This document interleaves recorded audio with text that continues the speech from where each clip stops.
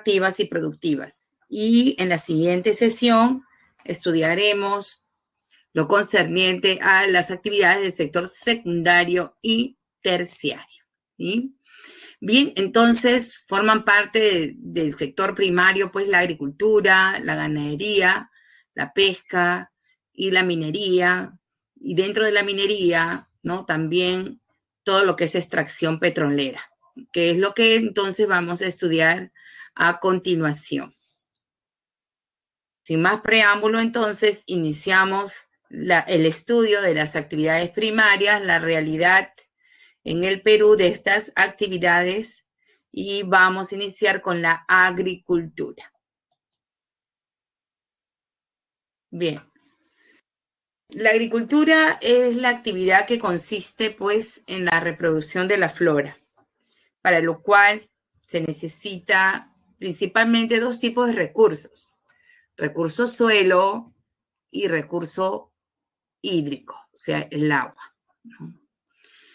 La realidad agrícola del Perú la conocemos a través del cuarto censo nacional agropecuario realizado en el 2012. Es cierto que desde el 2012 al 2020, en 8 años, la realidad agrícola ha ido variando, ¿no? Pero la fuente, entonces, principal de esta realidad es el censo, y en eso nos vamos a basar, ¿ya? De repente, por ahí ustedes pueden encontrar una información un poco variada, pero mientras que no haya otro censo, este es el punto de referencia. Bien, y lo primero que vamos a hablar es justamente del primer recurso, que es el recurso suelo, ¿no? Que es uno de los, digamos, esenciales en esta actividad. Y el cuarto censo agropecuario nos muestra algunas cifras que debemos analizar. En primer lugar, ¿no? En el Perú, ¿cuánta superficie agrícola podemos encontrar? El Perú es un territorio, pues, de, entonces, más de 1.285 kilómetros cuadrados, ¿sí? Y la superficie agropecuaria, en realidad, solo representa el 30,1% del territorio nacional. El resto son tierras forestales, tierras áridas o tierras semiáridas. Entonces, un tercio, ¿no?, del territorio nacional, pues lo representa las tierras agropecuarias.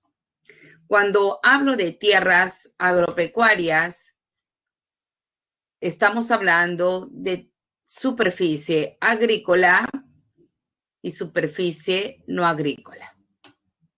En total, ambas superficies representan 38.742.465 hectáreas.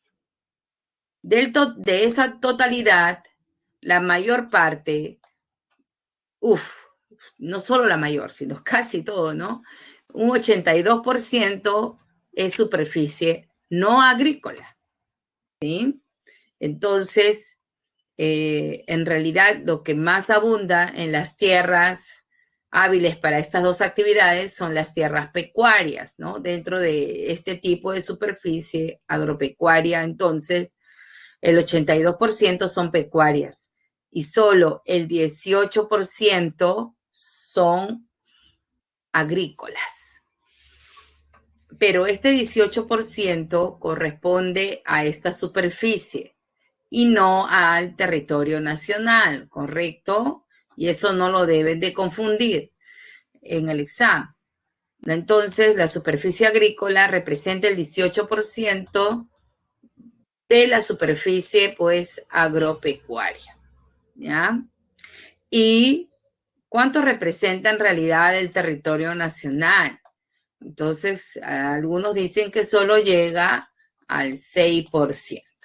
Entonces, en realidad, en el Perú, pues, no hay muchas tierras aptas para la agricultura.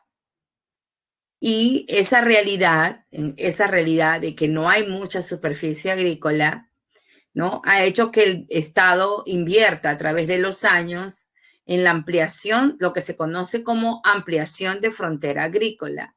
Y es por eso que, digamos, hemos visto, podemos darnos cuenta en este gráfico, ¿no? Que la superficie agropecuaria ha ido en aumento, ¿no? Tanto la pecuaria como la agrícola, ¿no? En virtud de la inversión que han hecho los gobiernos, ¿no? Desde 1961 hasta el 2012 para ampliar la frontera agrícola, ¿no? En el Perú.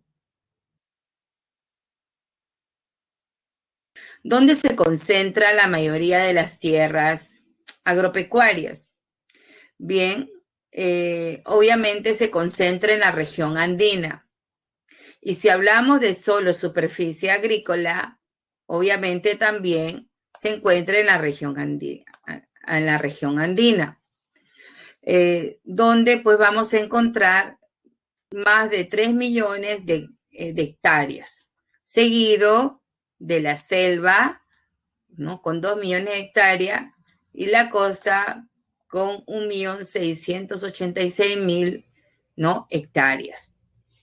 Entonces, la sierra es netamente, pues ustedes saben, agrícola. En el mapa se puede visualizar, ¿no? Cómo es que la región andina es la que entonces posee la mayor cantidad de tierras, significativamente. Aquí la selva alta, ¿no? La selva alta también tiene importantes áreas agropecuarias, no solo agrícolas, ¿no? Sino también agrícolas y pecuarias. Sin embargo, debo señalar que la costa, a pesar de que es una región muy, muy pequeña comparativamente con la sierra y la selva, registra una importante superficie agrícola, ¿no? De más de 1.600.000 hectáreas. ¿Y a qué obedece esto, a pesar de ser muy pequeña? Obedece a que los mejores suelos se encuentran en la costa, suelos que son aptos para cultivos, todo tipo de cultivo, ¿no? Y en la cual se puede desarrollar una agricultura intensiva, ¿no? Por eso es que encontramos una importante cantidad de hectáreas, ¿no? De superficie agrícola en la costa. ¿Y en qué situación? La pregunta es, ¿en qué situación se encuentran estas tierras? ¿Correcto? Pues bien, el censo nos muestra que el 58%, o sea, más del 50%, se encuentran cultivadas, ¿sí? El 58%. Y el 20% se encuentra en barbecho. ¿Qué significa barbecho? ¿No? Son tierras que han estado en descanso y que ya se encuentran listas, preparadas para ser cultivadas. Otro tanto, el 11%, se encuentran en descanso. Este descanso es de 5 años, ¿sí? Y entonces, ¿por qué? Porque son suelos que no son muy ricos, ¿correcto? Y entonces necesitan pues mayor cantidad de descanso y preparación. Pero el problema está en este 11%, puesto que son tierras no trabajadas. No es lo mismo que en descanso ni en barbecho, porque prácticamente son tierras abandonadas por los campesinos, producto de la migración o la falta de crédito, apoyo, dinero para capital en realidad, porque no solamente se necesita dinero, sino capital, ¿no? Herramientas, tecnología, etcétera, para poder desarrollar esta actividad, ¿sí? Bien, estas son las primeras, entonces, muestras ya de, digamos, de la realidad agrícola. Entonces, la superficie agropecuaria solo representa el 30%, y de esa superficie agropecuaria, el 82% es pecuaria y solo el 18% es agrícola. La mayoría de las superficies agropecuarias se localizan en la sierra, ¿no? Y más del 50% están cultivadas. Además, no se olviden que la superficie agropecuaria ha ido aumentando pues en los últimos 50 años. ¿Alguna pregunta? Bien, continuamos. La superficie agrícola por unidad agropecuaria y también región, ¿sí? ¿Qué es una unidad agropecuaria en primer lugar?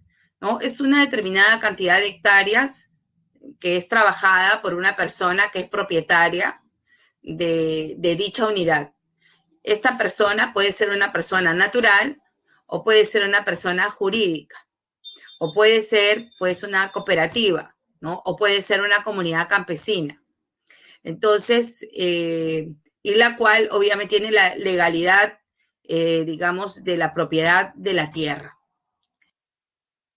En el Perú existen en total, ¿sí? En total, una superficie de 7 millones, o correcto, de hectáreas, pero existen solo 2.213.506 unidades agropecuarias, ¿correcto? Eso más o menos nos hace, digamos, prever o inferir, perdón, que para 7 millones hay 2 millones de unidades. Eso más o menos equivale a un promedio de 3 a 4 hectáreas por unidad agropecuaria. Obviamente, si la sierra es la que tiene mayor superficie agrícola, ¿no? Es la que significativamente, como observan, tiene la mayor parte de las unidades agropecuarias, seguido de la selva y de la costa. Si vemos este gráfico, la dimensión es, digamos, muy significativa, ya que la sierra posee el 64 prácticamente por ciento de las unidades agropecuarias, ¿no? En cambio, entre la costa y la selva no hay mucha diferencia, ¿no? Entonces es digamos, 5%. A pesar de que la costa es una región muy pequeña, ¿no? Entonces, comparativamente con la selva, no hay una diferencia abismal, pero sí con la sierra.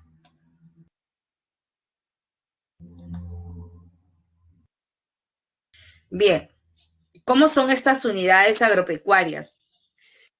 En el Perú, el 98,2% de las unidades agropecuarias son pequeñas y medianas, ¿sí? Solo el 1,8% son grandes unidades. ¿Qué significa grandes unidades? Más de 5 hectáreas. Eso quiere decir que la mayoría de las unidades agropecuarias poseen o 5 hectáreas o menos de 5 hectáreas. Si seguimos analizando, nos vamos a dar cuenta que el 81,8% tiene menos de 5 hectáreas. Tiene menos de 5 hectáreas. Entonces, hay una realidad aquí que es histórica además, puesto que, repito, la mayoría de las unidades agropecuarias, la gran mayoría de las unidades agropecuarias, son pequeñas parcelas de menos de 5 hectáreas. Obviamente hay que hacer recordar, digamos, recordemos la historia. ¿Qué pasó años atrás? ¿No? ¿Por qué tenemos esta realidad agrícola con relación a las unidades agropecuarias? ¿Alguien puede relacionar algún hecho histórico con esta realidad?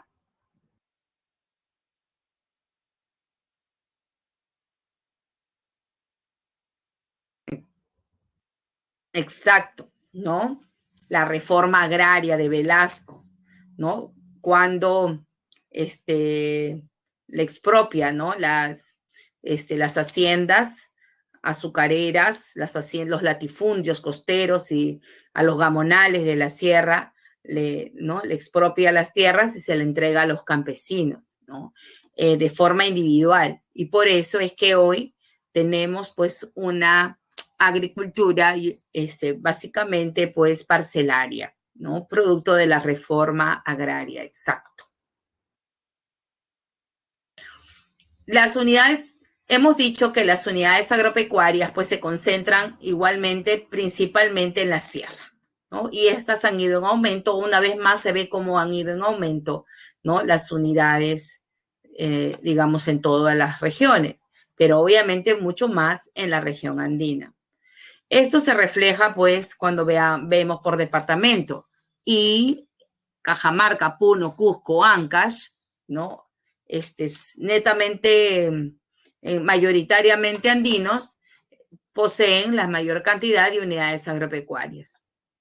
Piura, que es un departamento que tiene costa, que tiene sierra y hasta selva alta, hemos visto que la selva alta se extiende hasta la parte de Piura, ¿no? En la cuenca, en las cuencas del río Chira, pues tiene también, está en el 5º lugar en cuanto a unidades agropecuarias. Ya después ya viene Junín, La Libertad, miren, la costa una vez más, Ayacucho, Huánuco, San Martín, ¿no? San Martín, que es un departamento netamente amazónico de selva.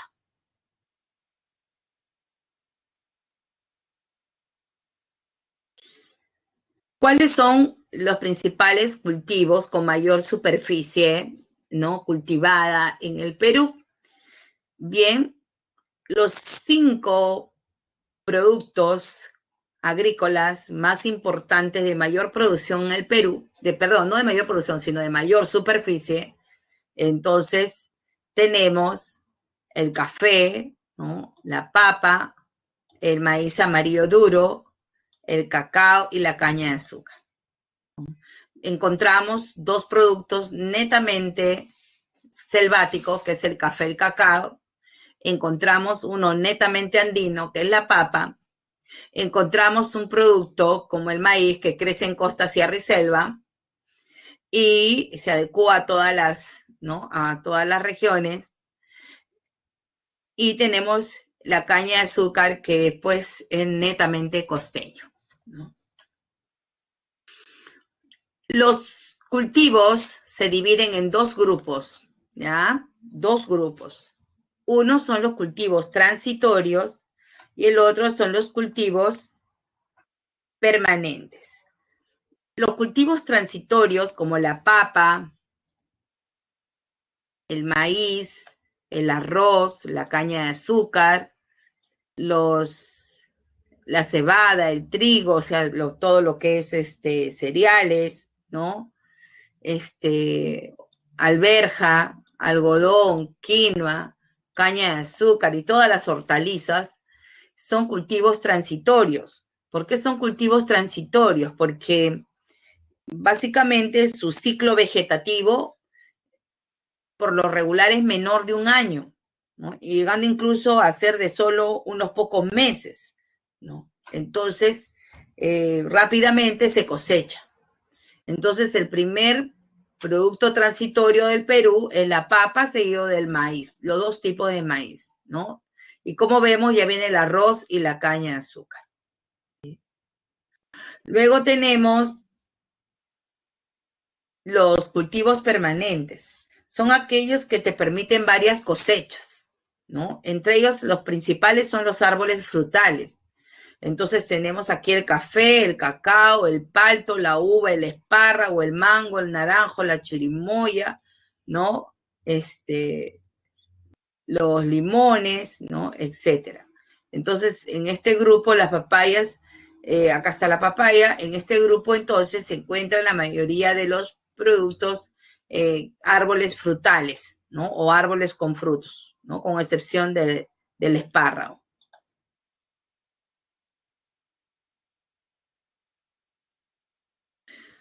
¿Cómo se desarrolla la agricultura en cada una de las regiones? Para entender esto, la agricultura se divide en 2 grupos, ¿no?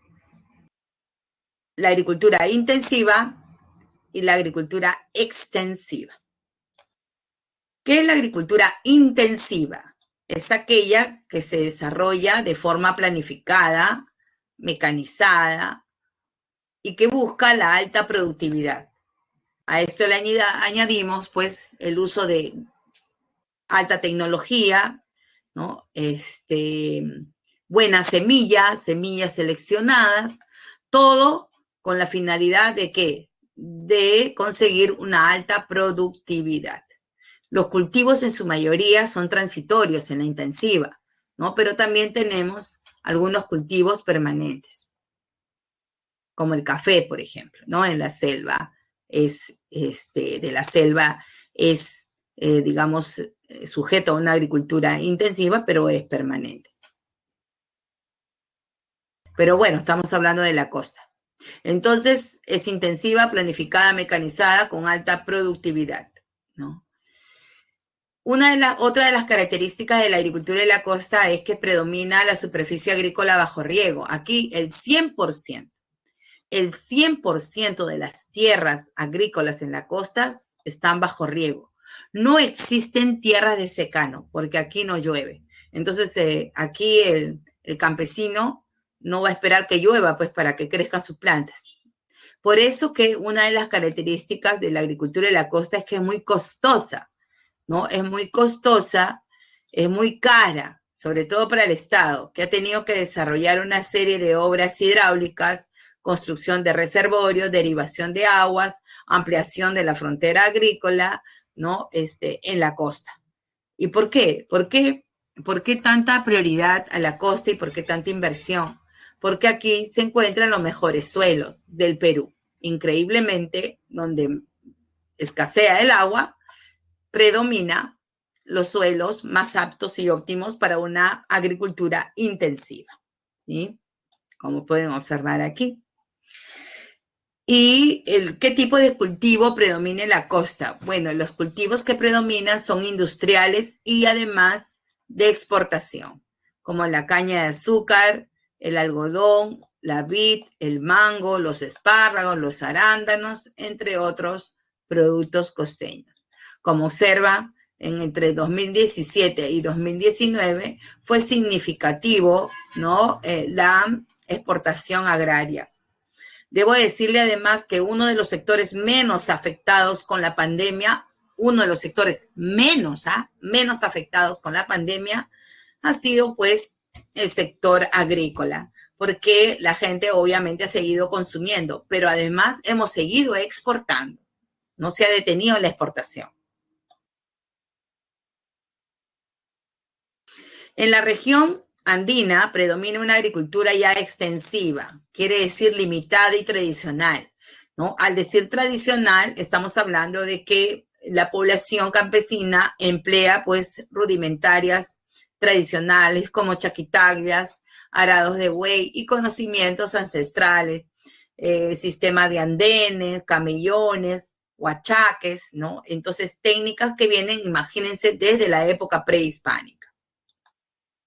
Este sector cuenta con escaso apoyo financiero privado y básicamente, ¿no? Se realiza en tierras de secano. Es una tierra de secano, es una tierra que depende de las lluvias, no se olvide, ¿no? Y eso es un gran problema además, puesto que cuando ocurren las sequías o las heladas, ¿no? Las tierras inmediatamente son afectadas. Solo el 30% de las tierras se encuentran bajo riego, ¿sí? Un sistema de riego. En algunos valles interandinos, como el Mantaro, el Urubamba, se practica una agricultura intensiva y bajo riego, buscando alta productividad, porque ya también, varios años atrás, también exportamos productos de la sierra, sobre todo, por ejemplo, la quinoa, ¿no? Un producto de exportación, digamos, importante para el Perú, ¿no? Además de la quinoa, no se olviden que entre los principales cultivos está la papa, la cebolla y el maíz.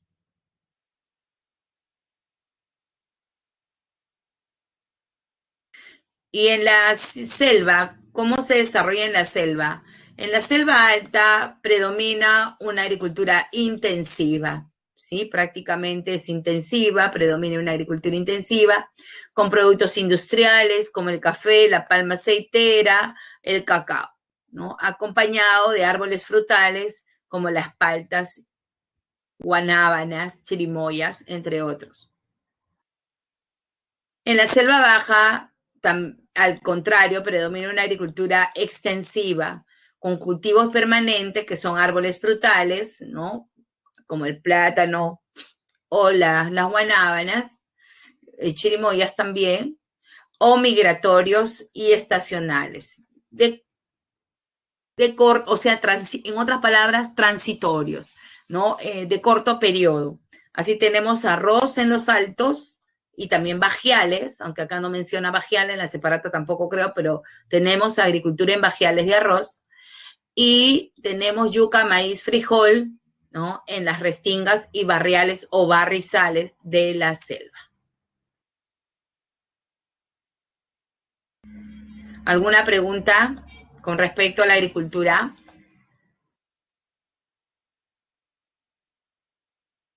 Muy bien.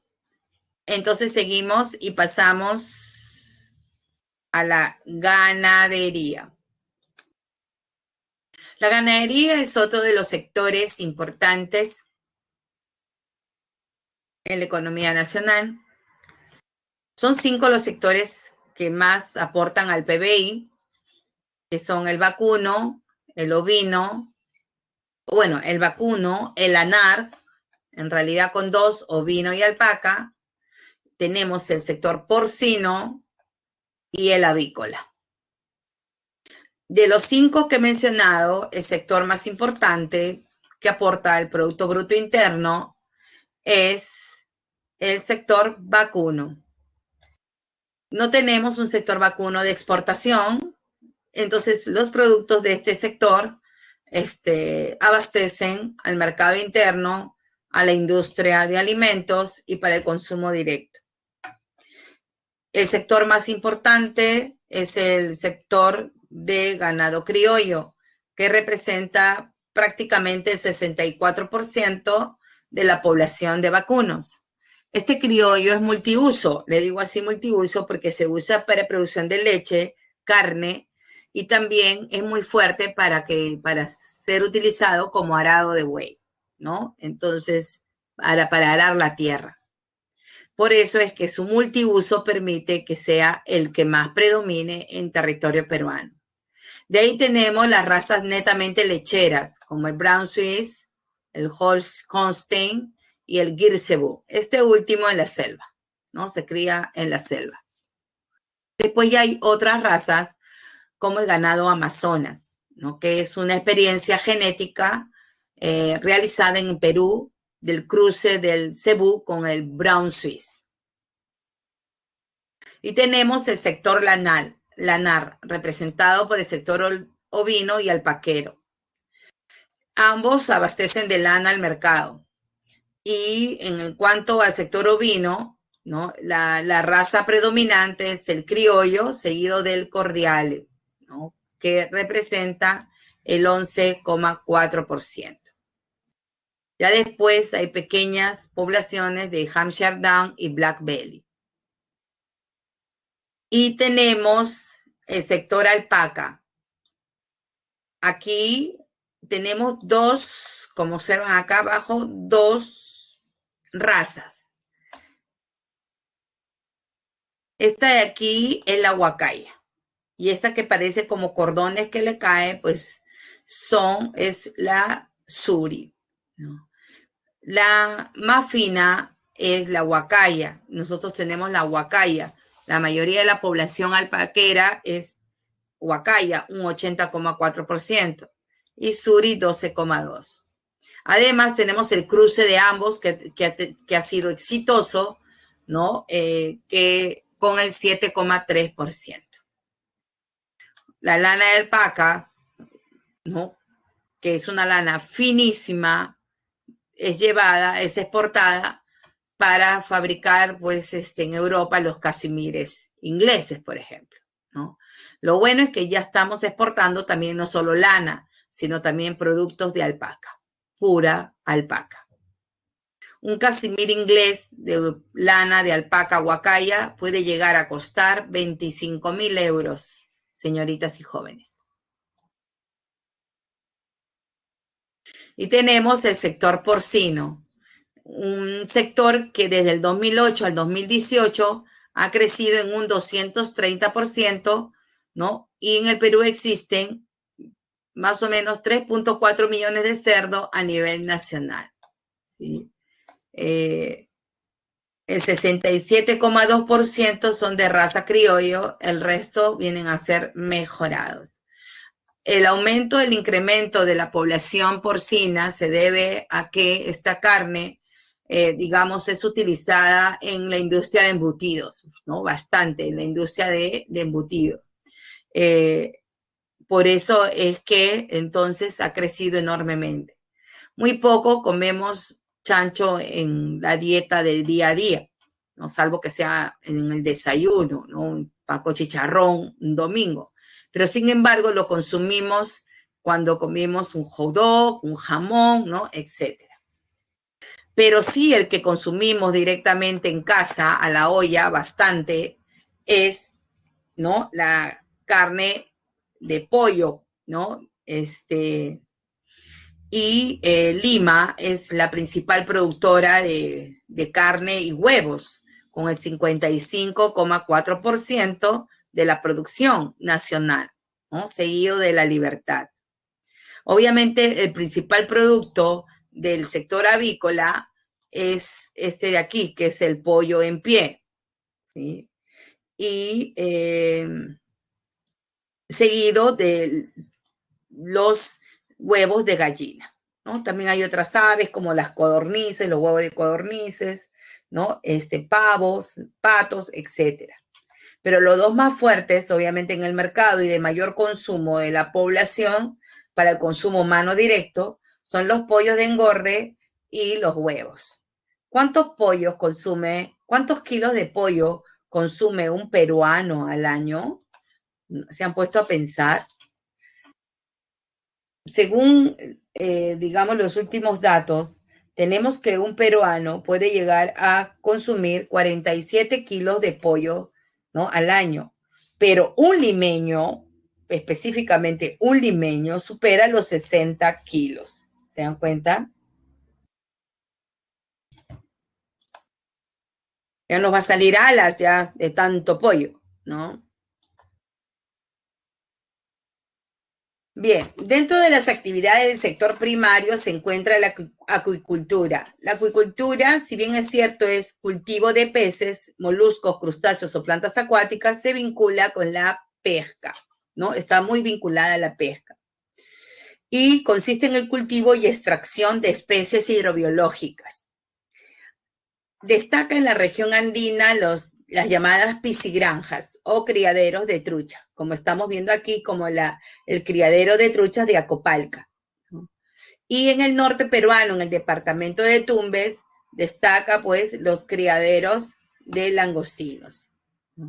Aquí el clima, ¿no? Las aguas salobres que se derivan de los manglares hacia la zona de las langostineras permiten la reproducción pues de esta especie, ¿no? El Perú pues es uno de los principales exportadores de langostinos.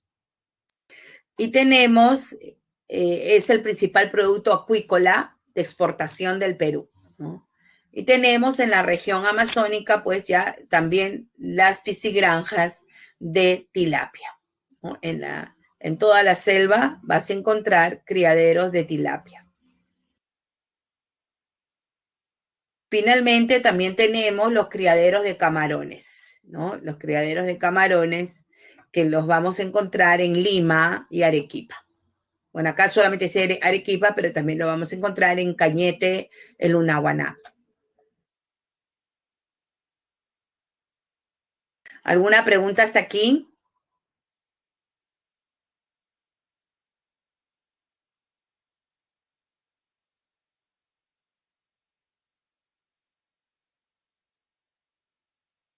Muy bien.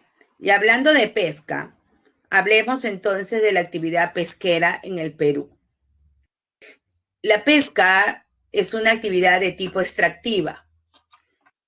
y consiste obviamente en la captura de los recursos hidrobiológicos del mar, lagos, ríos, ¿no? Lagunas. El 90% de la actividad pesquera se desarrolla obviamente en el mar, ¿sí? En el mar, donde se extraen diferentes especies de peces, crustáceos, moluscos, algas, porque no solamente es peces, aunque diga pesca, algas, ¿no? Y incluye lo que es la recolección, también está dentro de este grupo. La pesca marítima se divide en dos grupos o dos sectores. El sector de la pesca artesanal o de menor escala y la pesca industrial o de mayor escala. Si observamos la imagen, esta imagen de aquí, vemos que el trabajo del pescador artesanal es un trabajo colectivo y utilizan mucho su fuerza, ¿no? La fuerza de su cuerpo para poder, digamos, capturar. Y es muy peligroso porque se observan, esto puede provocar, ¿no? Esto puede provocar que se voltee la embarcación. Y a veces, pues, ocurren, ¿no? Accidentes y mueren ahogados nuestros pescadores. Una vez más se demuestra cómo es que, ¿no? La actividad artesanal implica un mayor, digamos, desgaste físico por parte de los pescadores. Pero también vemos aquí otra imagen, ¿no? Y aquí ya encontramos una pequeña, ¿no? Embarcación, pero con más, digamos, apoyo tecnológico, puesto que encontramos aquí una pequeña red con una grúa, ¿no? Pero siempre se observan,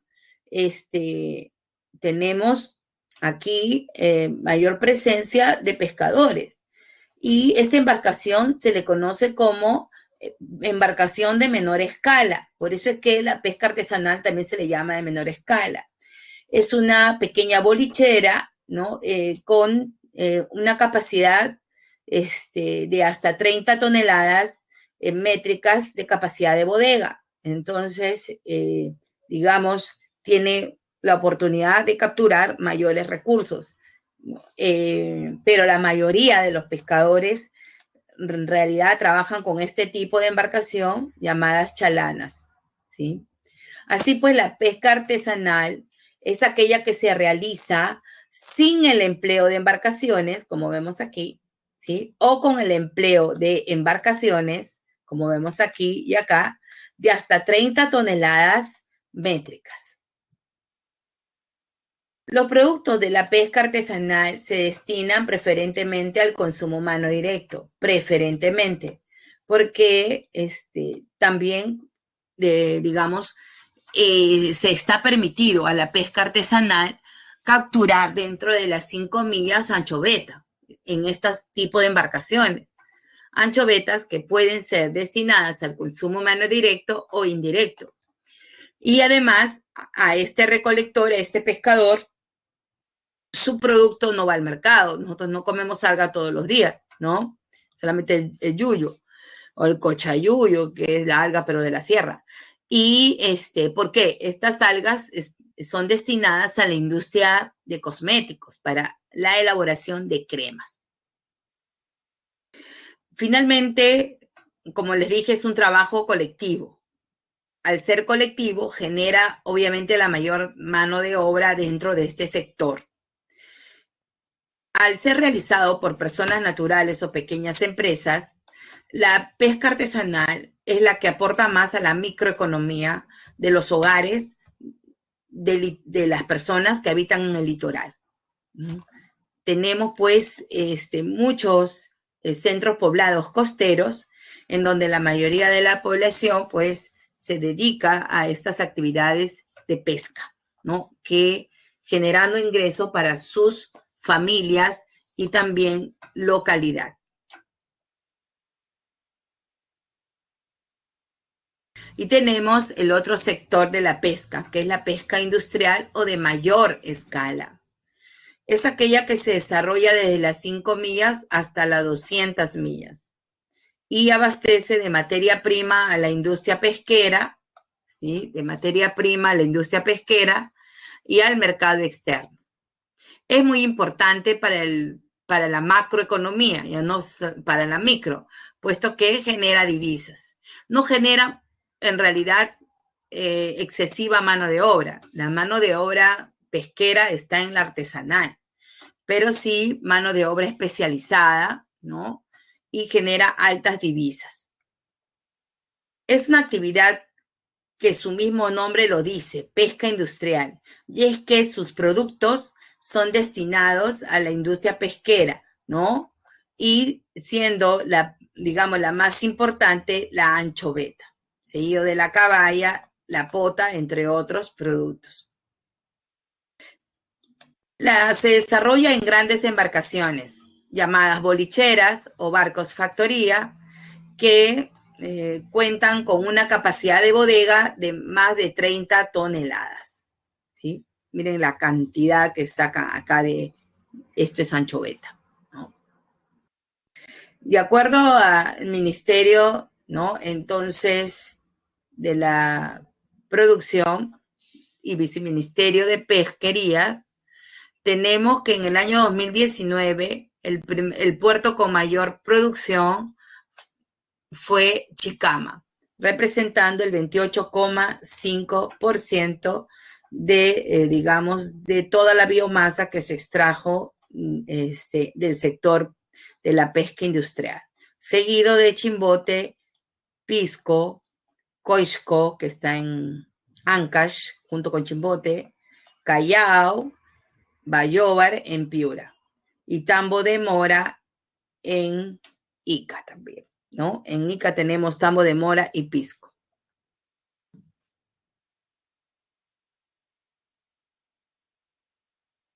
Pero la pesca no solo se desarrolla en el mar.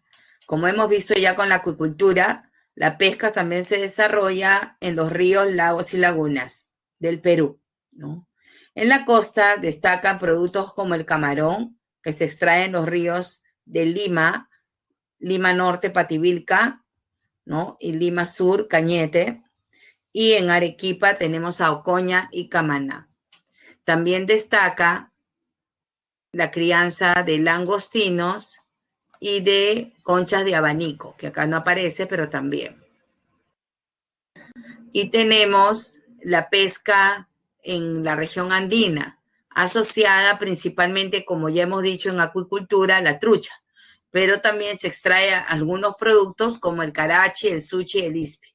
Este último, el ispi, es el que está aquí, que es un pescadito chiquitito, más chiquitito que la anchoveta, ¿sí? Como los peces de la pecera, para que ustedes se imaginen, ¿no?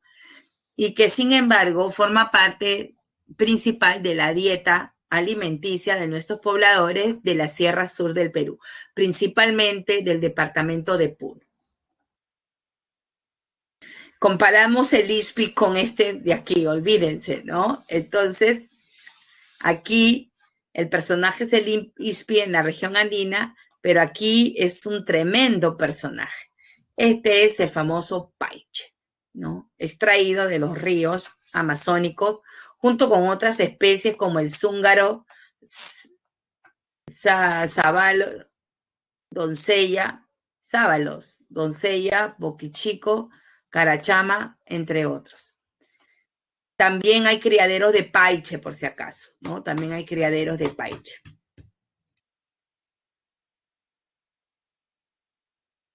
¿Alguna pregunta sobre la pesca?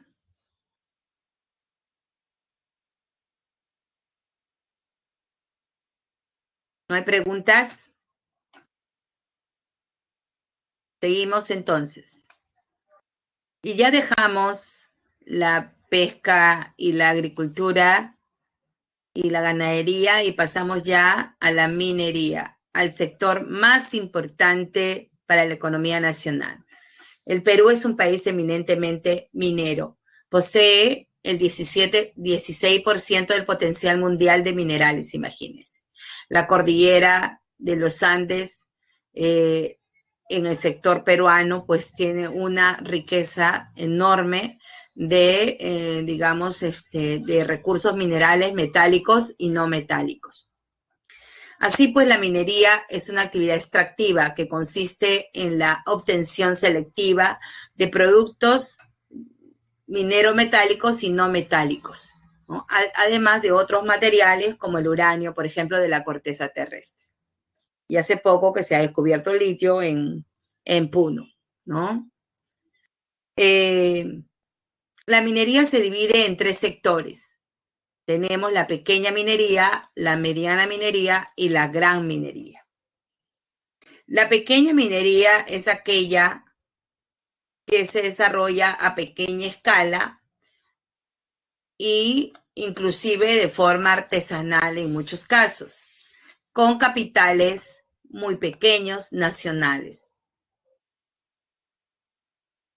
El Ministerio de Energía y Minas señala para la pequeña minería aquel sector que extrae menos de 350 toneladas de material al día.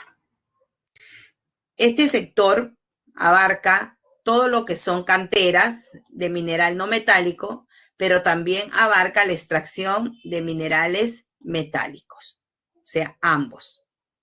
Aquí la diferencia con los demás es en la producción diaria, que es menos de 350 toneladas. Luego tenemos la mediana minería, aquella que invierte medianos capitales, nacionales y extranjeros. Aquí la pequeña solo es nacionales, ¿no? Aquí ya encontramos nacionales y extranjeros, ¿no? Y principalmente se desarrolla en yacimientos subterráneos, como observan acá. Se limita básicamente a la extracción de minerales. Solamente extrae, los traslada, obviamente, para su venta, pero no los refina, ¿no? Entonces, no hace otro procesamiento más que el de su, obviamente, prospección minera, los estudios, ¿no? De impacto ambiental, etcétera, etcétera, hasta que logra extraer el recurso. Y luego ya, ¿no?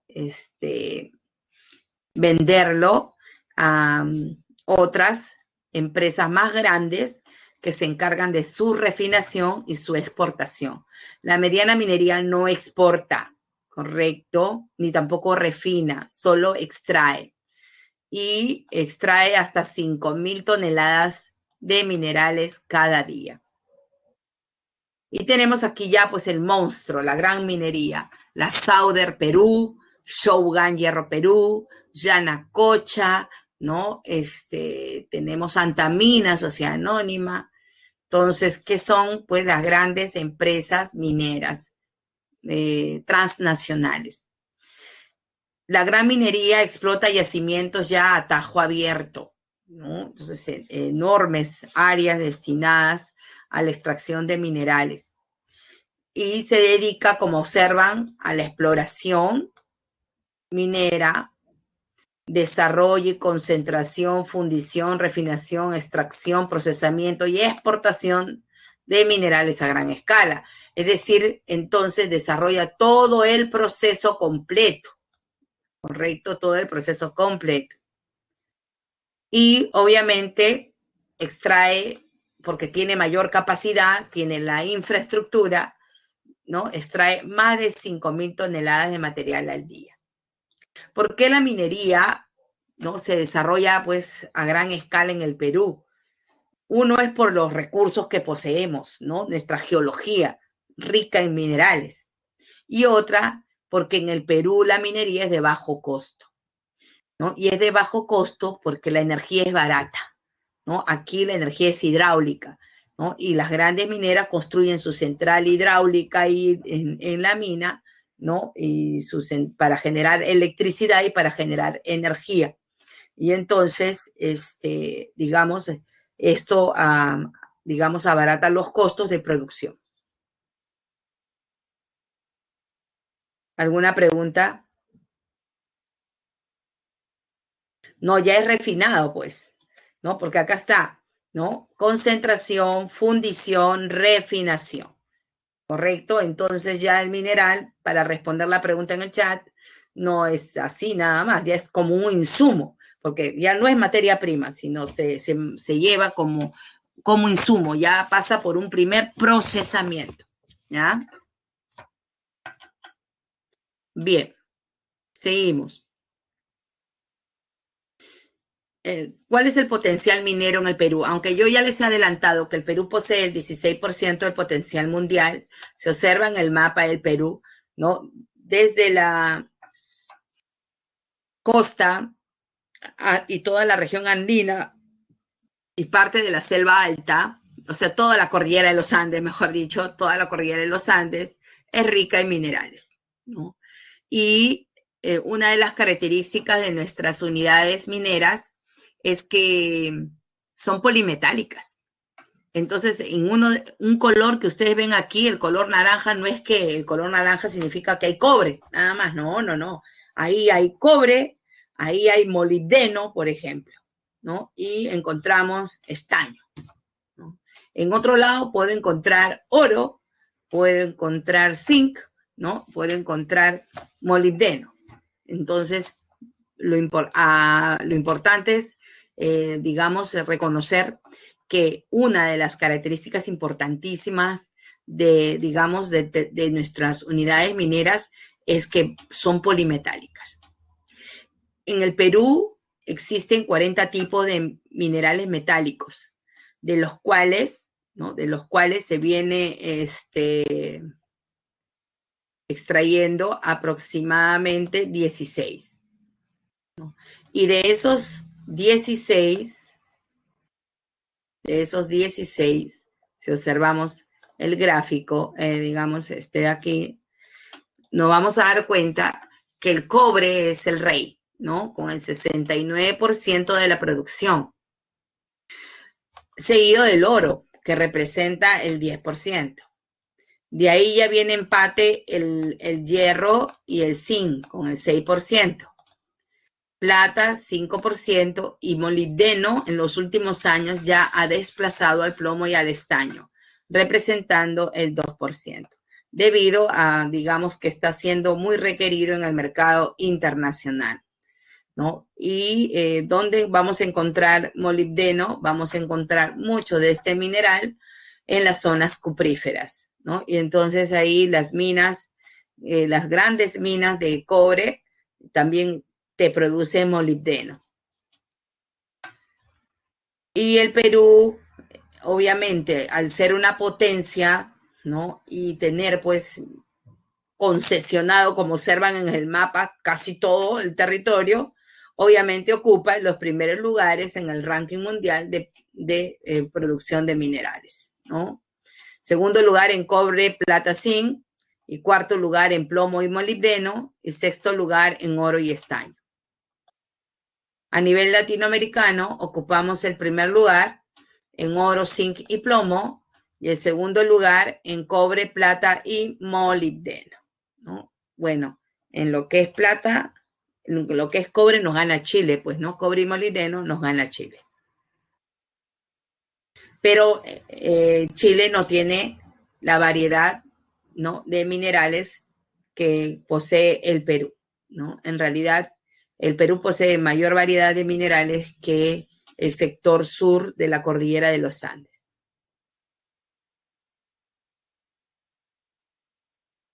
Bien, tenemos las principales unidades mineras. Como les dije, la gran minería básicamente hace, pues, un trabajo de minería superficial. Ahí, ¿no? Y vemos ahí, pues, esa mina a tajo abierto, que es Yanacocha, ¿no? Y acá tenemos la planta de Cerro Verde, en Arequipa, ¿no? Uno es de oro y la otra es cuprífera. Bien, las principales áreas cupríferas del Perú se encuentran en Arequipa, Cerro Verde, que ocupó el primer lugar el año pasado, Antamina, nuestra mina polimetálica más importante del país, ya que en Antamina se te extrae cobre, plata y zinc, ¿no? Después tenemos ya en el sur porque es la zona más rica en cobre, la zona sur, Arequipa, Moquegua, Apurímac y Cusco, ¿no? Entonces ahí el sur del Perú es netamente, pues, principalmente cuprífero. Luego de Las Bambas es uno de los últimos, ¿no? Digamos, fuertes inversiones que ha habido para la explotación del cobre. En lo que es zinc, Antamina ocupa el primer lugar, ¿no? Seguido, pues, de los departamentos del centro, Junín, Pasco e Ica, ¿no? Ánimon es una de las también minas polimetálicas del centro del país. Y el oro principalmente se concentra en la zona norte, en la Sierra Norte. Cajamarca y La Libertad son los principales productores de oro del Perú, ¿no? En Cajamarca opera en todas estas unidades mineras Yanacocha, ¿no? Que es Chaupiloma Norte, Chaupiloma Sur, Chaupiloma Oeste, concesionadas a Yanacocha, por ejemplo. De ahí está Chaquicocha, La Poderosa y Alto Chicama en La Libertad. En lo que es producción de plata, miren esta mina es la de Uchuchacua, aquí en la Sierra de Lima, ¿no? Es una mina de plata, ¿no? Y de otros minerales, pero principalmente de plata, ¿no? Y tenemos dentro de la producción de plata, en primer lugar, Antamina, ¿no? Seguido de Uchuchacua. Esas son las dos minas, digamos, de mayor producción. Pero también encontramos minas de plata en Arequipa, que es Arcata, Pasco una vez más, Ánimo, que es polimetálica. Miren, acá también está Ánimo, ¿se dan cuenta? Entonces ahí nomás se dan cuenta ustedes cómo que una misma unidad minera puede estar produciendo diferentes minerales, ¿no? Ayacucho también te está produciendo plata. Luego tenemos estaño, donde en el departamento de Puno es el principal productor de estaño. Y en cuanto al plomo, Pasco es el principal productor, miren, de plomo. De todas las minas de mayor producción, 4 pertenecen al departamento de Pasco: Ánimo, Colquijirca, Milpo y Atacocha. El resto pertenece a Lima e Ica. En Lima destaca la mina de Raura. Luego tenemos la única mina operativa de hierro, o sea, no hay otra zona donde se extraiga hierro, no es que hemos colocado un nombre nada más, ¿ya? Y la mina de Marcona es la única, ¿no? Que se extrae. Acá tenemos la mina de Marcona, ¿no? Trabajada por Shogun Hierro Perú. Y las áreas de molibdeno son las cupríferas, ¿no? Donde hay cobre, les decía, hay molibdeno. Por lo tanto, Cerro Verde, que es la primera mina de cobre, también lo es de molibdeno. Antamina, ¿no? Otra de las que también ya viene extrayendo no solamente plata, zinc y cobre, sino ya también está extrayendo el molibdeno. Y la Sauder, ¿no? En Tacna, con sus unidades mineras también de Toquepala.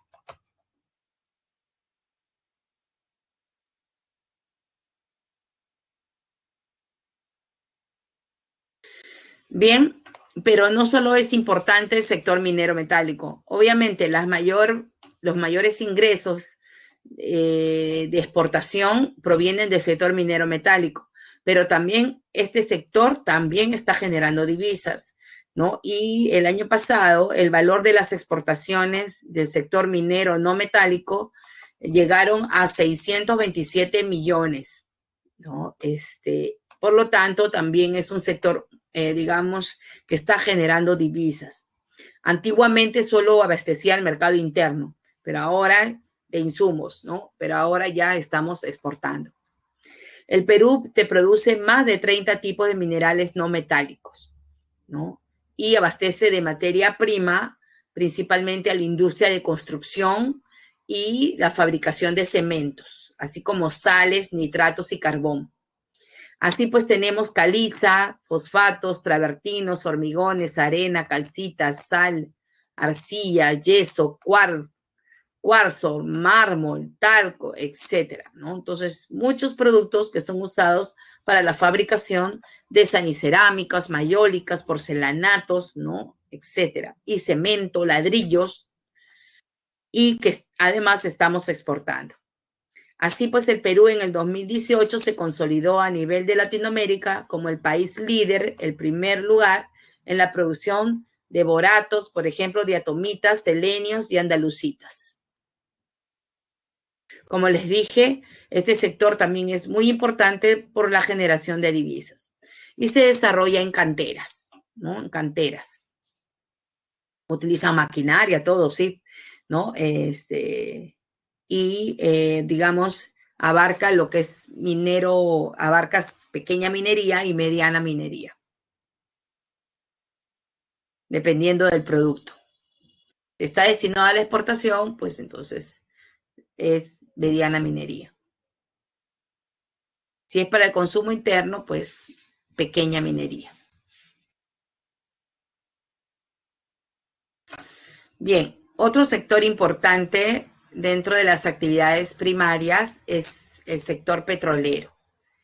El Perú, hemos visto en el anterior mapa, cómo la región andina es rica pues en minerales, pero donde no hay minerales, el Perú es pero un territorio tan rico que donde entonces no hay minerales, encontramos ¿qué cosa? Encontramos petróleo, ¿no? Y todas las áreas que están con verde en el mapa de este color, ¿sí? Ya corresponden lotes en operatividad. Vamos a agrandarlo un poco más para poder visualizar el mapa ahí, ¿no? Y vamos a encontrar con contratos vigentes el color verde, ¿sí? Y si vemos, si ustedes pensaban que solo Loreto era el departamento que poseía grandes cantidades de lotes de hidrocarburos, pues no, porque miren Ucayali, ¿no? Y Huánuco, Pasco, Junín, todo, y hasta Cusco posee hidrocarburos. Madre de Dios, mire, Puno, por todos lados hay petróleo. La costa, nuestro zócalo, esto que está con Z, que dice Z, es el zócalo. ¿Ya? Entonces, Zócalo de Lima, miren, ya está concesionado. Esto con amarillo que dice, en proceso de aprobación, suscripción, o sea, ya está suscrito, solo que falta la aprobación, lo que está con amarillo. Todo el Perú ha sido lotizado, miren, Z36, Z48, Z47 y así, ¿no? Z, por ahí debe estar el Z2B, que es hidrocarburo. Aquí en estos lotes hay lotes de petróleo y también están incluidos los lotes de gas, ¿no? Aquí, por ejemplo, estos son de gas. Lote 56, lote 88 es camisea, por ejemplo, ¿no? Lote 31C es aguaitía, que también es gas, ¿no? Entonces acá hay de petróleo y de gas. ¿Se dan cuenta? Entonces, por eso es que, ¿no? Tanta corrupción, de verdad, ¿no? Porque en el Perú hay plata, pues hay recursos, ¿no? Y como le dije, a bajo costo, con mayor razón. Bien, como hemos observado, pues hay petróleo en toda la selva, hay en nuestra costa norte, en nuestro zócalo continental, ¿no? Todo el norte, miren, ha sido lotizado. Entre las áreas petroleras por excelencia en la Amazonía está Aguascalientes, Capaguari, Intuto, Chivillacu, Pavayacu, ¿no? Entre otros, San José de Saramuro. En la costa, la zona norte, que son la de los zona de los tablazos, como Talara, La Brea, Parilla, El Alto, Órgano, Zorritos, y como observamos el Zócalo, ¿no? Acá, bueno, hemos puesto norte, pero como damos cuenta, ya está llegando hasta Lima, ¿no? Las concesiones petroleras y gasíferas. Bien. Además, dentro de este sector tenemos el gran oleoducto norperuano. El oleoducto norperuano permite el traslado de 500.000 barriles diarios de petróleo de las estaciones 1 y de la estación de Andoas hasta Bayobar. son 500.000 barriles diarios de petróleo que se trasladan por este oleoducto. El ramal principal y antiguo parte de la estación 1 hasta la estación 5, ¿no? Y el ramal norte parte de la estación de Andoas, pasando por la estación de Morona hasta la estación 5. Aquí se juntan los dos ramales para continuar su trayectoria pasando por Amazonas, la estación 6, la estación 7 en el límite con Cajamarca, la estación 8 en Cajamarca, la estación 9 entre Piura y Cajamarca, pero de ahí, miren, atraviesa Lambayeque donde no hay estación hasta llegar a Bayóvar, ¿no? Son, repito, 500.000 barriles diarios de petróleo que se traslada de la selva peruana hasta el terminal de Bayóvar para su exportación.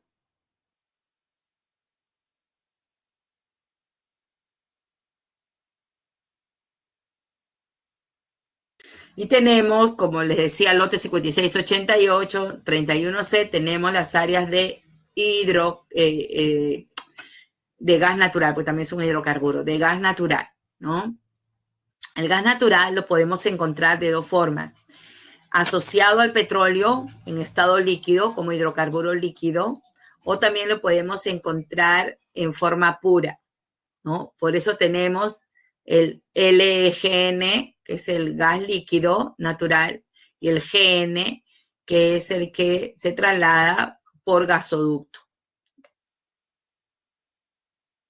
Los lotes más importantes se encuentran en el departamento del Cusco, que son los lotes 56 y 88, en Camisea, ubicado en la provincia de la Convención en el Cusco, operada por Plus Petrol. Camisea es la mayor yacimiento de gas natural que tenemos, con, escúchenlo bien, 8 trillones de pies cúbicos de gas, ¿sí? Puro además, puro, ¿sí? Agua-Itía también con gas puro, ¿no? Tenemos el lote 31C operado por Agua-Itía Energy en el departamento de Ucayali. Y luego ya se descubre y se comienza a operar el lote 57, ubicado en el límite entre Junín, Ucayali y Cusco. Este está operado por Repsol. Y tenemos, luego se ha descubierto en el Zócalo Continental frente a Talara, también reservas de gas natural, ¿no? El lote Z2B, operado por Savia. Tenemos además un gasoducto. Este gasoducto traslada de Camisea, lo que es amarillo, ¿no? Traslada de Camisea, pasando por Cusco, Ayacucho, Huancavelica, Pisco, Cañete y llega hasta Lurín, ¿no? Con este recorrido lo hace el gasoducto, ¿no? En cambio, el LNG, que es el líquido, se dirige casi de la misma dirección, pero para acá, en Pisco, ¿no? Entonces, ahí donde llegan para ser almacenado, procesado, luego exportado, y una parte a la exportación y otra parte destinado al consumo interno. El gas natural es usado principalmente para fines residenciales, industriales, generar electricidad y transporte. Muy bien, para terminar entonces, para terminar ya lo que es las actividades primarias, el impacto de la minería peruana. Como les había señalado, la minería es el sector más importante generador de divisas en el Perú. Representan el 52% aproximadamente de las exportaciones nacionales, o sea, de las divisas generadas por las exportaciones. Entonces, más del 50% en promedio de las exportaciones provienen de la minería, ¿sí? De la minería. En promedio, en el año 2018 por ejemplo, llegó a superar, miren, ¿no? Dentro de la estructura del valor de las exportaciones, llegó a alcanzar el 58,9% del valor de las exportaciones. De ese 58,9%, el 30,5% solo fue un solo mineral, que es el cobre, ¿no? Mientras que otros, el 16,8%, ¿no? ¿Se dan cuenta? El zinc y el plomo ocuparon también, digamos, significativas porcentajes en lo que es exportación. Aquí entró a tallar, miren, la minería no metálica también con el 1,3%. Ya el resto de los productos que están ahí, los agrícolas, ¿no? Semi-industriales, insumos, etcétera, ¿no? Representaban el 30 y pesqueros, el 39,8%. Entonces, la minería, ¿no? La minería en sí, de por sí, metálica, 58,9%. Y si sumamos el 1,3% de no metálica, pues ya llegaron al 60%. El Perú es por eso un país minero metálico. Hay algunos políticos que yo he escuchado que sí, que la minería, que no, que la minería no se debe ya de dar más inversiones, pero lamentablemente, pues, lamentablemente la minería es la que genera más divisas al Perú. ¿Y por qué creen ustedes que Vizcarra ha tenido tanta plata para sacar en esta pandemia, ¿no? Dar bonos, bonos, bonos, bonos, y sigue dando bonos a las créditos a las empresas, todo. ¿Por qué? Porque obviamente, ¿no? El Perú ha estado pues reservando, ¿no? Dinero proveniente de este sector principalmente, ¿no? Para, como contingencia, justamente. ¿Qué hubiera sido si no hubiéramos ahorrado como país, ¿no? O si no hubiéramos tenido minería. Si el 60% proviene de la minería, de las divisas. ¿Ah? Bien. En el 2019 las exportaciones, miren, el valor de las exportaciones mineras alcanzó, ¿cuánto? No es 28, es 28.074 millones. ¿Cuáles son los principales destinos de las exportaciones minero-metálicas del Perú? China, en primer lugar, Estados Unidos y Suiza, en segundo lugar, y luego ya entra pues la India, Corea del Sur, Japón, Canadá y Brasil, ¿no? Brasil, que es el país más industrializado de América Latina. El impacto de la minería también se deja sentir en la mano de obra, en el trabajo, en la fuerza laboral. Si bien es cierto, la minería no genera mucha mano de obra directa, ¿no? Lo genera de forma indirecta, ¿no? Y según el censo, el 1,1% de la población ocupada de PEA, ¿sí?, se dedica a la minería. Esto equivale a 208.716. Sin embargo, hay estudios que señalan que alrededor de 500.000 personas se dedican a la minería informal en el país, ¿sí? Y la mayoría, el 98%, explotan yacimientos de oro. ¿Por qué? Porque el oro es el mineral que tiene mayor valor agregado, ¿sí?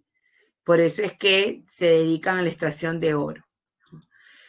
Uno de los grandes problemas de la minería informal es que, además de ser informal, dentro de este grupo hay un grupo que opera en zonas prohibidas. ¿Cómo se le llama a esos mineros informales que operan en zonas prohibidas?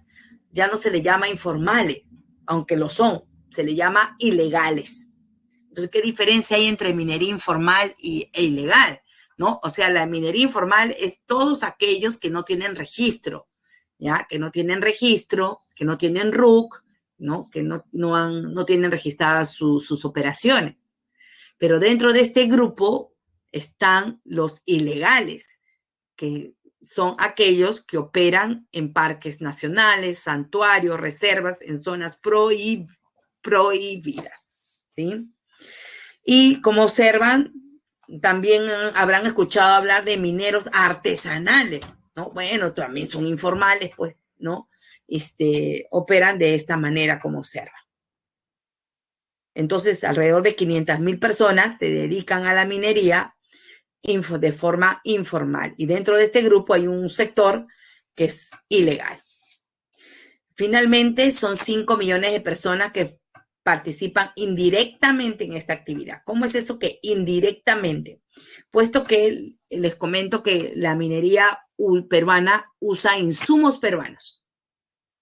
¿Ya? Al usar insumos peruanos, han surgido una serie de industrias que justamente se dedican a la fabricación de esos insumos. Entonces, gracias a la minería se crean puestos de trabajo de forma indirecta. Muy bien, con eso hemos terminado geografía. Si hubiera alguna pregunta.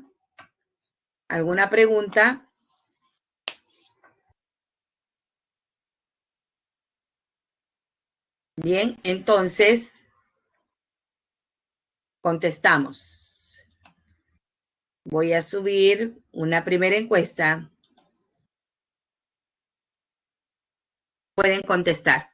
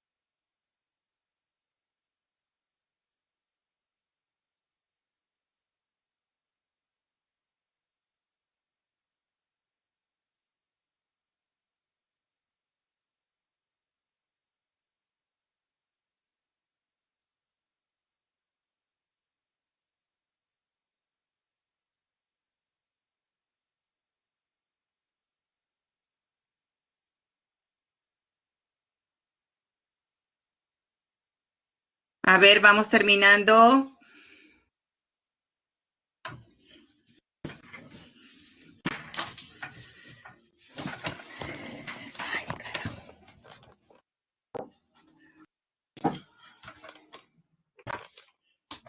Bien, a ver, veamos qué pasó.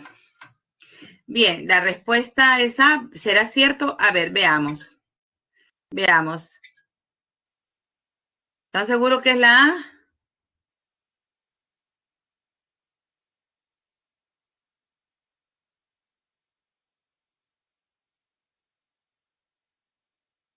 A ver. La superficie agrícola con cultivos comprende el 18% del territorio nacional. ¿Qué dije yo? A ver, ¿quién estuvo atento? ¿18,5% de qué? A ver. De la superficie agropecuaria. Muy bien, Omar, ¿no? Era solo 6% a nivel nacional y 18,5% de la superficie agropecuaria, no de todo el territorio, que bueno fuera, ¿no? Del territorio nacional. Esto era falso, ¿correcto? La agricultura costeña se caracteriza por su alta productividad, claro, porque es una agricultura intensiva. La sierra concentra el mayor número de pequeñas unidades agropecuarias, verdadero. Los productos agrícolas andinos manejan en promedio 5, no, menos de 5, ¿no es cierto? Entonces era falso. Entonces solamente era verdadera la 3, la 2 y la 3, ¿no? Entonces la respuesta era la B. Hay que estar atentos, cuidado, parece fácil, ¿no? Pero después estamos fritos. Ay, esto es tanto texto para una sola palabrita. Ah, A ver esta de acá.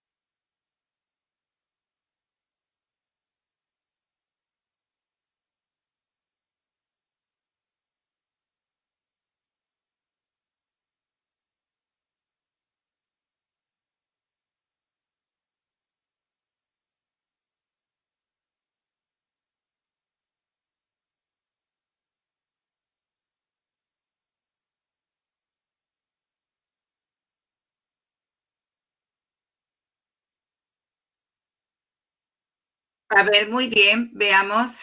Aquí sí estaba claro, ¿no? No había problema. Obviamente se referían a la pesca artesanal, que les decía pues que aporta mucho a la microeconomía de los hogares, ¿no? Costeños. Entonces la clave era la C. Muy bien. Acuérdense que aquellos que me marcaron la B, agricultura de secano, las tierras de secano predominan ¿dónde? En la sierra. Además no estaban hablando de una actividad productiva. Acá hay varias pistas en donde yo podía haber descartado agricultura, porque dice extractiva, ¿no? Y la agricultura es una actividad productiva. Entonces ya estaba ahí descartado, ¿no? ¿Y cómo descartaba minería? ¿Cómo descartaba minería? Puesto que dice, además brinda una importante oferta alimentaria. Ya estaba descartado, ¿no? Entonces, y habla de pesca continental, ¿no? Pero hemos dicho que la mayoría de los pescadores, la gran mayoría, es pescador artesanal en el litoral, ¿sí? Solamente, pues, imagínense, en la costa solamente hay, hemos dicho, Tumbes, langostinos, Lima y Arequipa, camarones, y de ahí no hay más. ¿Mm? Bien, entonces la gran mayoría es un pescador artesanal. Muy bien, vamos a contestar las claves ya, les doy el resto de las claves para entrar a estudiar el Poder Judicial. 1B, 2D, 3C y 4B. Bien, voy a subir la presentación.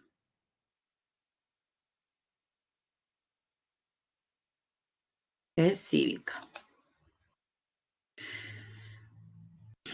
Muy bien, vamos a iniciar entonces educación cívica. Hemos sido testigos en estos días que un juez especializado en lo penal dictó medida de prisión, ¿no? Preliminar para los investigados en el caso de Richard Swing, ¿no? Entonces, la fiscalía no puede hacer eso, la fiscalía investiga el delito, pero solicita la autorización de la prisión preliminar pero solo el juez es el que puede, ¿no?, emitir esa resolución. ¿Por qué? Porque este juez representa un poder, que es el Poder Judicial, y es el único, ¿no?, autorizado para administrar, ¿qué? Administrar justicia en el Perú. Y así entramos entonces ahora ya al Poder Judicial, ¿no?, que como les decía, es el poder del Estado, el cual se le ha concedido la potestad de administrar justicia. ¿Por qué digo el cual se le ha concedido? ¿No? Porque acuérdense que el poder del Estado emana del pueblo, ¿no? Y quienes lo ejercen lo hacen a través de su representación. Y entonces la Constitución política aprobada por los peruanos establece que quien administra justicia es el Poder Judicial. Y lo hace obviamente a través de sus órganos jerárquicamente constituidos, que vamos a analizarlo a continuación. El Poder Judicial, como poder del Estado, obviamente goza de autonomía política, administrativa, económica y disciplinaria, ¿sí? Y los jueces actúan con total independencia. Asimismo, la administración de justicia, ¿sí?, se extiende a nivel de todo el territorio nacional bajo dos principios, ¿no? Teniendo en cuenta la extensión jurisdiccional y el derecho consuetudinario.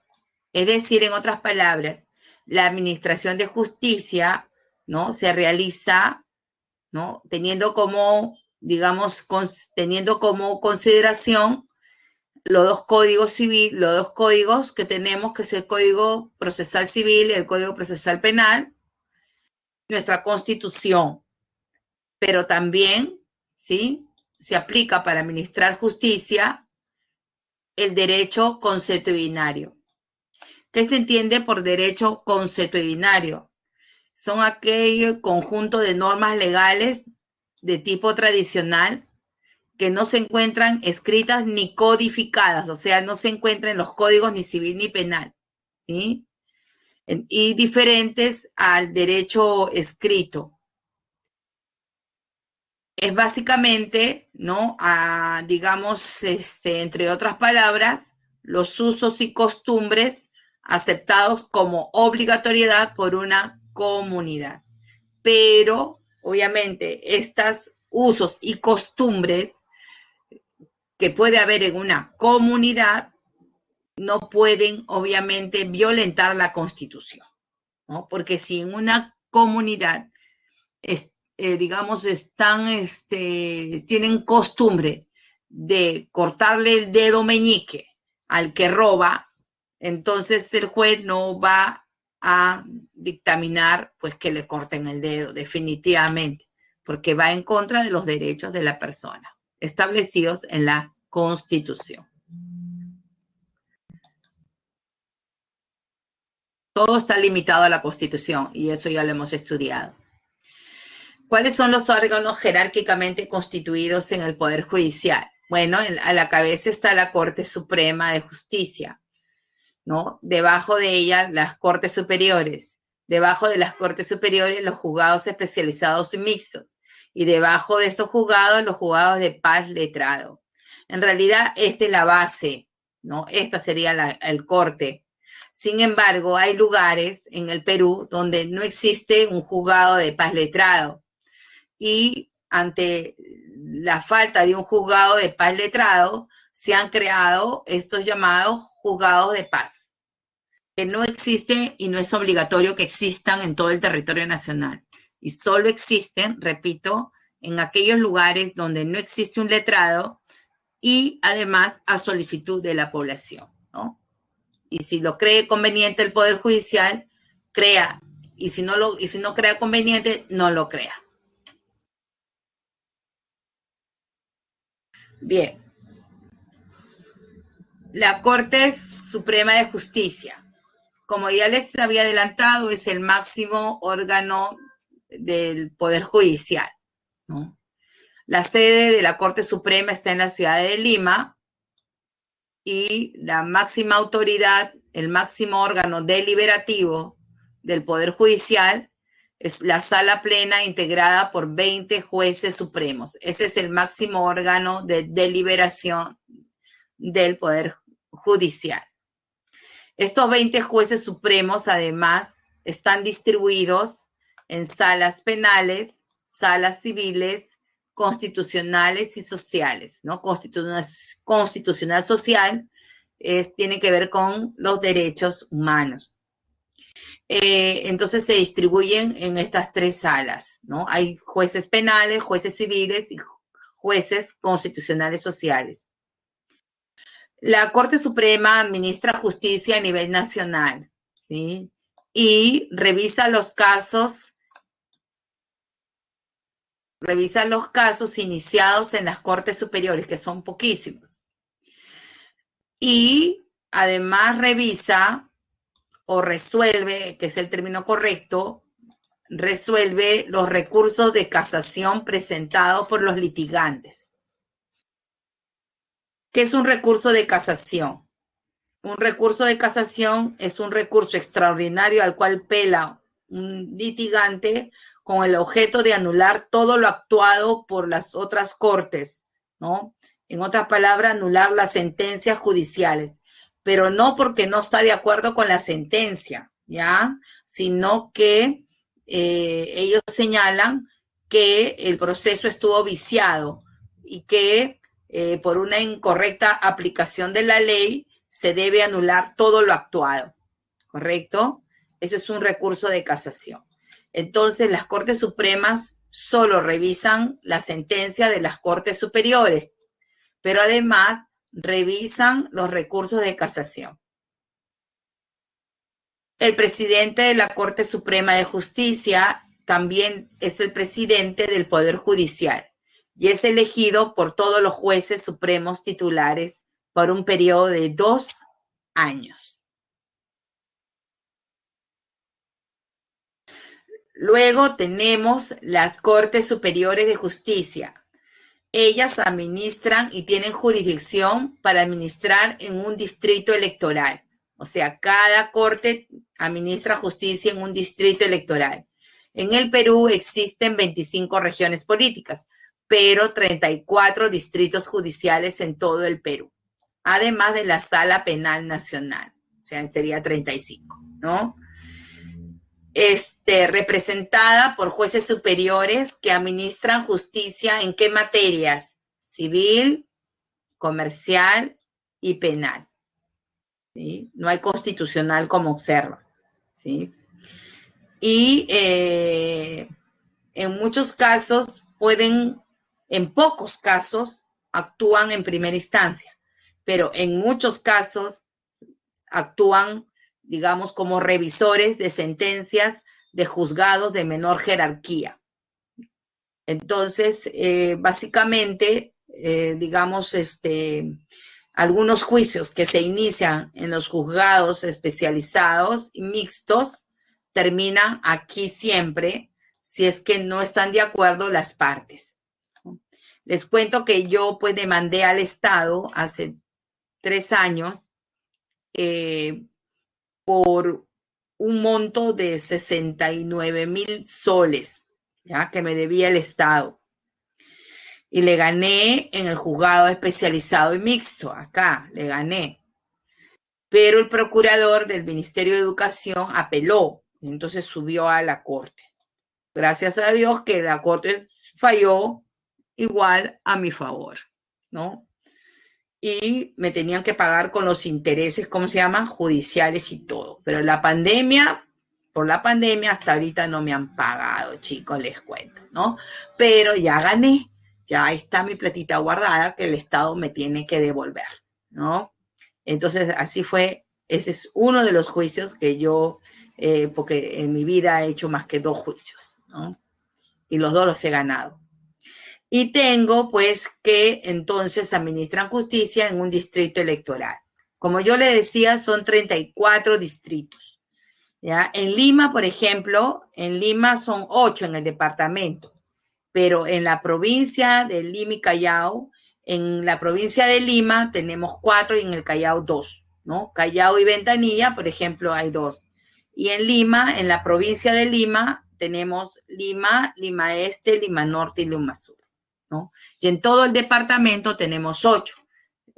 Tenemos en Cañete al sur y en Guaura al norte, ¿no? Son 8, ¿ya? Entonces, quedando, entonces, ¿cuántos? 26, ¿no? 26 en el resto de los departamentos. Y tenemos ya los juzgados especializados, ¿no? Yo inicié mi juicio en juzgado especializado laboral, aquí, ¿sí? Ahí comencé.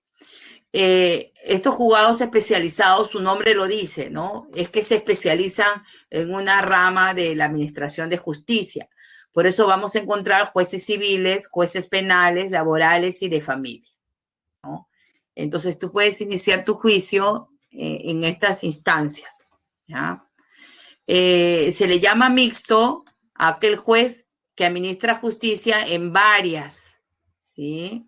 Y básicamente eso ocurre en lugares poco poblados en donde no pueden mandar a 3 jueces, pues, ¿no? Entonces ese juez hace las veces de civil, penal, laboral, familia. Por eso le llaman mixto. Y tenemos que estos juzgados pueden ser de primera instancia dependiendo de la casación del caso, o puede ser también de segunda instancia. Si actúan como segunda instancia, revisan las apelaciones, obviamente, de los juzgados que están más abajo. ¿Y quiénes están más abajo? Los juzgados de paz letrado, ¿sí? Bien, entre los casos que ellos pueden ver está la violencia familiar, acción de amparo, procesos penales relativos al trabajo, accidentes de tránsito, derecho alimentario, interdicción judicial, habeas corpus, conflictos vinculados a un sindicato, ¿no? Entre otros, dependiendo de la especialidad. Y tenemos ya los juzgados de paz letrado. Estos juzgados de paz letrados existen en cada distrito. O sea, tenemos juzgado de paz letrado de Breña, o sea, estamos hablando de distrito local, de Miraflores, de Pueblo Libre, de La Victoria, de Ate, etc. O sea, en cada distrito de Lima vamos a encontrar un juzgado de paz de letrado. Igualmente, en el resto del Perú también vamos a encontrar jueces de paz letrado, ¿sí? Salvo en algunos centros poblados más alejados. Estos son los tribunales entonces de menor grado de competencia y forman el primer escalón, de la carrera judicial. Como yo les decía, ahí se corta la pirámide, ¿no? Se encargan también de procesos civiles, puede ser penales, aunque muy poco, laboral y de familia, pero de menor complejidad, ¿sí? Hay algunos juzgados de paz letrados que no tienen penal, por ejemplo, ¿no? Dependiendo de la población. Pero todos, digamos, son juicios más sencillos y no muy complejos, ¿no? Y resuelven los casos en los que no es necesario que el juez domine una especialidad específica, ¿correcto? Tenemos, por ejemplo, casos como el de la omisión de asistencia familiar, las calumnias, las injurias, los impagos, aquellos que no pagan el alquiler, ¿no? Juicio de alquiler, ¿no? Delitos contra el honor, filiación extramatrimonial, etc.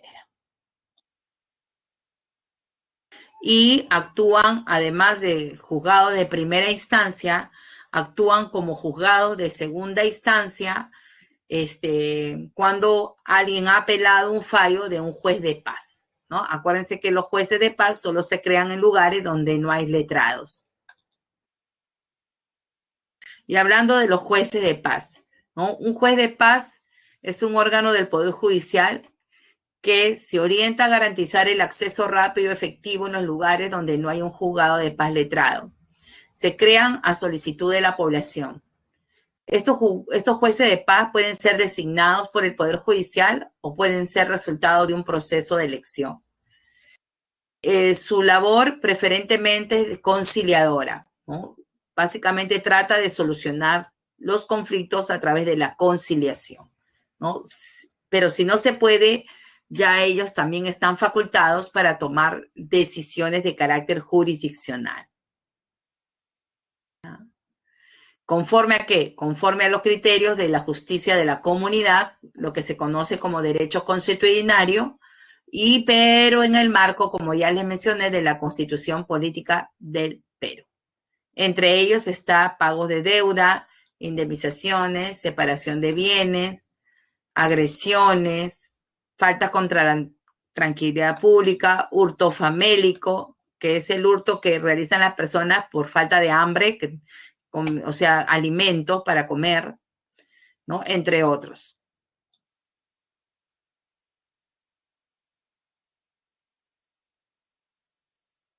Bien, ¿qué requisitos se requiere para ser juez de paz? El requisito que se requiere para los jueces del Poder Judicial, hasta juez de paz letrado, uno de los requisitos es que sea abogado de carrera colegiada. Sin embargo, aquí, correcto, para un juez de paz no existe tal requisito. Solamente se requiere que sea peruano de nacimiento, mayor de 30 años, residir por lo menos 3 años en el lugar, ¿no? Tener una conducta intachable, conocer las lenguas de la comunidad y el castellano, y no haber sido condenado, no haber cometido, ¿no? Delito, revocado ni destituido en la función pública. Están impedidos de postular como jueces de paz, además, un funcionario público, ¿no? Y dentro de los funcionarios públicos, el que ocupa un cargo político, ya sea por designación o elección popular, el que pertenece a las Fuerzas Armadas o un funcionario nombrado, ¿no? Por ejemplo, el gerente del centro de salud, del centro poblado, quiere ser juez, no puede ser, ¿correcto?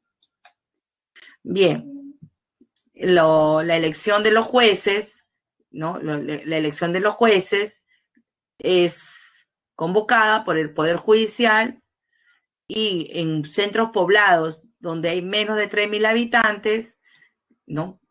Colaboran y apoyan en esta, digamos, en esta elección, en este proceso, la autoridad municipal.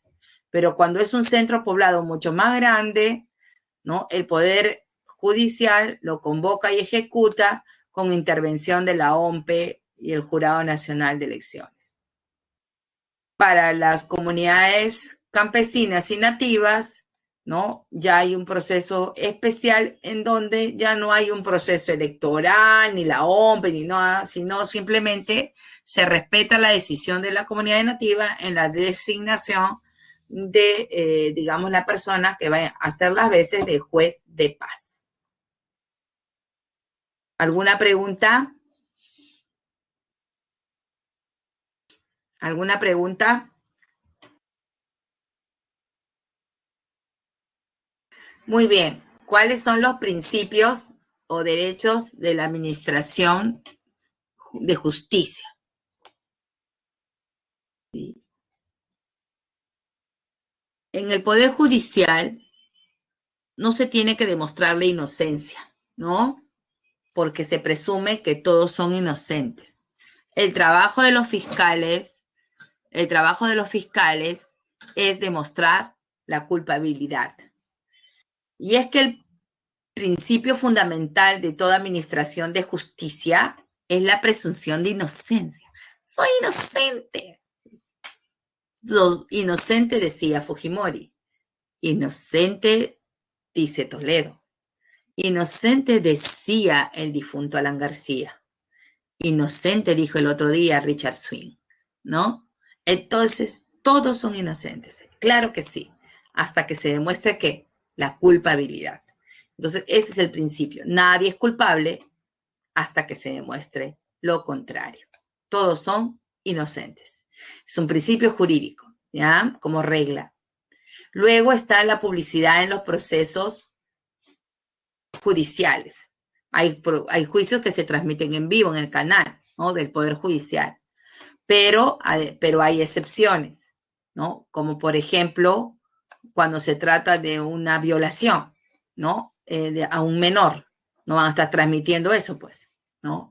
Cuando es de seguridad nacional, tampoco, ¿no? Entonces hay excepciones. Luego tenemos el principio de no dejar de administrar justicia por vacío o deficiencia de la ley. Por eso que se aplica, ¿no?, el derecho, ¿no?, es establecido en los códigos civil y penal. Pero si, por ejemplo, hay algo que no está establecido o tipificado como delito, entonces estrictamente se busca en el derecho internacional la semejanza. Luego tenemos el principio de no ser penado sin proceso judicial. ¿Qué quiere decir? Que todo el mundo tiene derecho a juicio, ¿ya? Todos tenemos derecho a juicio. Nadie puede ser sentenciado sin un proceso. Y como hemos visto, ¿no?, el fiscal le informa a las personas que hay una orden judicial en contra de ellos, de detención preliminar. Pues toda persona debe ser informada inmediatamente y por escrito de las causas o razones de su detención y le entregan el documento. Toda persona tiene derecho a un defensor, ¿no es cierto?, a elegir su abogado. Hemos visto a estas personas involucradas con el caso de Richard Swing, todos con sus abogados. La gratuidad de la administración de justicia y la defensa gratuita para las personas de escasos recursos.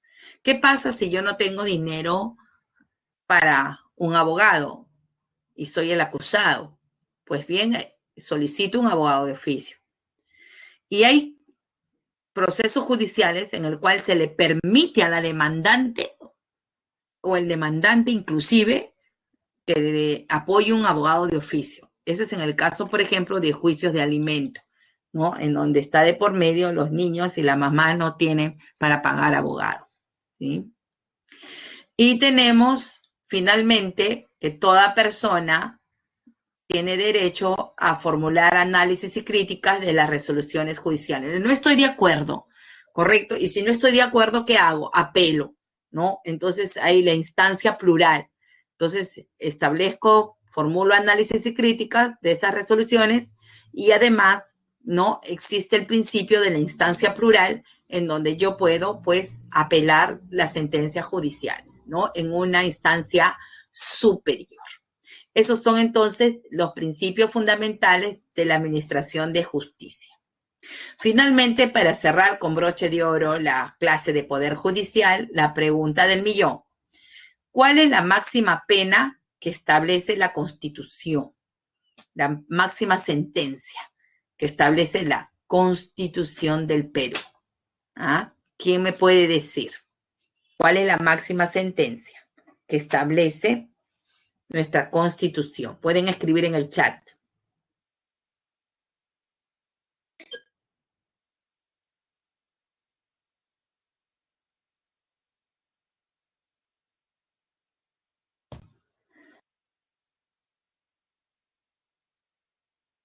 Cadena perpetua.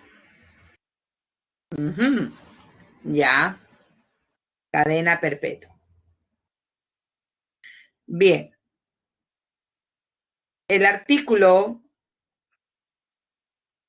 140 de la Constitución, vamos a ver si tenían razón, establece la pena de muerte en el Perú solo puede aplicarse por el delito de traición a la patria en caso de guerra y el de terrorismo, conforme a las leyes y los tratados de los que el Perú es parte obligada. ¿Se dan cuenta? Traición a la patria, ya terminó Miguel. Traición a la patria, correcto, en caso de guerra y terrorismo. Eso es lo que establece nuestra Constitución. En todos los demás casos, ¿no?, hay hasta cadena perpetua. Correcto, hasta cadena perpetua. Ahora, si es aplicable o no es aplicable porque estamos en la convención, ¿no? Pero ahí está en nuestra Constitución, para ser aplicado si es que es necesario en algún momento de la historia. Muy bien, ya me están pasando la voz que hemos terminado. No hay tiempo para más. Las claves: 1 beso, 2 dedo, 3 beso y 4 casa. Muy bien, hemos terminado. Ustedes todavía, yo he terminado, pero ustedes todavía tienen que seguir. Fuerza, chicos, yo sé que es domingo, pero ahí vamos, ¿no? Todo sacrificio tiene su luego recompensa. La encuesta docente